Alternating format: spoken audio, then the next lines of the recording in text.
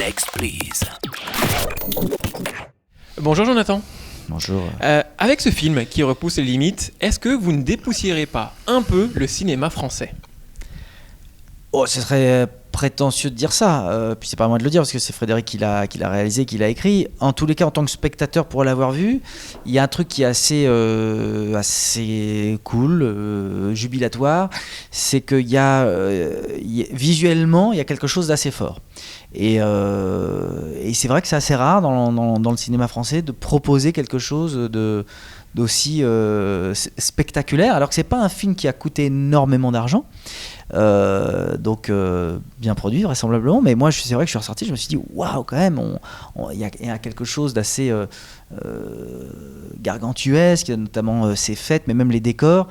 Et oui, je trouve que ça participe évidemment au film et au propos, puisque le propos lui-même parle de ce thème qui est que ce sont un petit peu les dictats de la beauté, qu'on nous impose des codes, la mode, tout ça. Et évidemment, on est dans quelque chose tout le temps d'assez fastueux.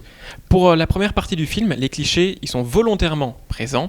Est-ce que, selon vous, certaines scènes feront un peu polémique, feront beaucoup parler dans les médias et avec les spectateurs qui vont venir vous voir, à votre avis ? Lesquelles, par exemple ? Par exemple, avec les fémènes, comme quoi les mannequins, quand elles viennent pour le casting, on les choisit, tu dégages, t'es trop grosse, t'es trop vilaine. Est-ce que vous pensez que certains vont dire oh non, c'est abusé, ça va un peu trop loin ?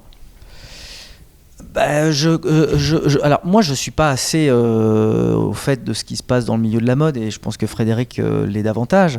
Je pense que si c'est une satire, c'est inspiré de faits réels. Je pense que le milieu de la mode est un milieu très difficile parce que ça évidemment ça mélange le glamour, le faste, l'argent, la beauté avec ce que ça comporte d'éphémère, et c'est quelque chose qui est qui peut être très douloureux pour certains parce que ça dure pas longtemps, et c'est ça le plus difficile. Alors présentez-moi votre personnage parce qu'il est quand même assez drôle et haut en couleur. Mon personnage est ce qu'on appelle le CEO, ça s'emploie beaucoup comme expression. Le big boss. Voilà, le big boss de l'idéal. Et d'ailleurs, l'idée c'était de l'aborder comme ça. C'est ce que m'a dit Frédéric, après avoir cherché comment l'interpréter. Il m'a dit il faut avant tout penser, c'est un grand chef d'entreprise qui arrive en conseil d'administration et qui donne un grand coup de poing sur la table. C'est agréable à jouer ? Avoir du pouvoir, c'est pas désagréable. Oui, c'est pas désagréable.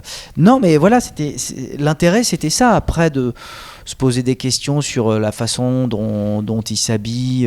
Finalement, c'est assez secondaire. C'est la personnalité et j'allais dire le charisme, mais en tous les cas, ouais, l'autorité, ce qu'il arrive à imposer de par cette personnalité. Et ça, je trouve que c'est intéressant. Quelle a été votre première réaction quand vous avez lu le scénario ? J'ai retrouvé, évidemment, je pense que ceux qui aiment Frédéric seront contents. Vous avez rigolé ? Oui, et puis non, j'ai trouvé que le propos était vraiment très intéressant parce que c'est aussi délicat aujourd'hui de faire une comédie qui défend quand même,